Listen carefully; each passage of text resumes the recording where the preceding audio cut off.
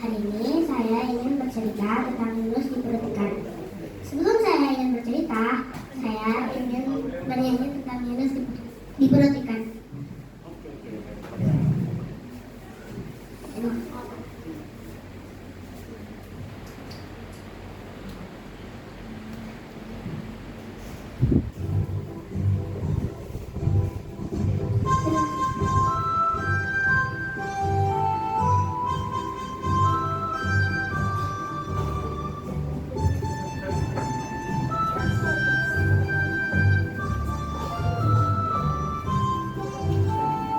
Yunus di perut.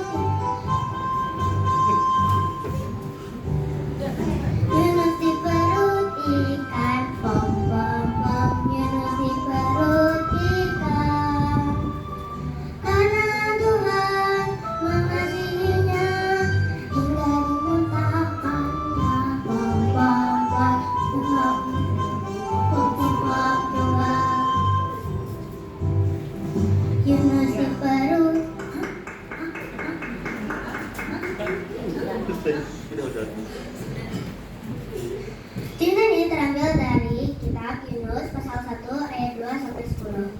Ayat 1 sampai 10. Pada suatu hari, Tuhan mengutus Yunus untuk pergi ke kota Niniwe untuk memperingatkan orang-orang yang ada di kota Niniwe. Tetapi Yunus sangat takut karena orang-orang yang ada di kota Niniwe jahat-jahat. Yunus bukannya mematuhi perintah Tuhan, Yunus malah pergi ke kota Tarsis. Yunus menaiki kapal untuk pergi ke kota Tarsis. Karena Tuhan sangat marah kepada Yunus, akhirnya Tuhan mengirimkan angin ribut dan badai yang sangat menghantam. Nelayan-nelayan itu sangat takut dan ada yang teriak-teriak dan ada juga yang berdoa kepada Tuhan. Setelah mereka berdoa, akhirnya mereka mengetahui siapa penyebabnya angin ribut ini. Akhirnya mereka membuang Yunus ke lautan. Akhirnya Yunus setelah dibuang, Tuhan mengirimkan ikan besar untuk menelan Yunus. Yunus berada di perut ikan selama 3 hari. Setelah 3 hari, akhirnya Yunus memutuskan untuk berdoa kepada Tuhan.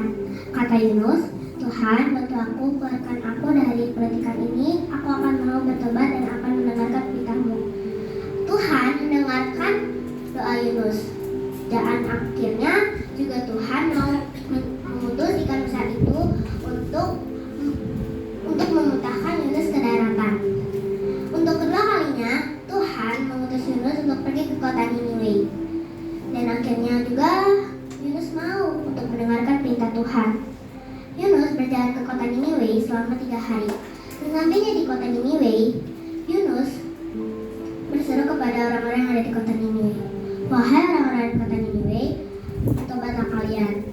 Sebab jika kalian tidak bertobat, Tuhan akan menghukum kota Niniwe ini dengan cara menghancurkan kota Niniwe ini. Dan orang-orang yang ada di kota Niniwe itu percaya kepada Tuhan dan mereka mau untuk bertobat dan mereka tidak berbuat jahat lagi.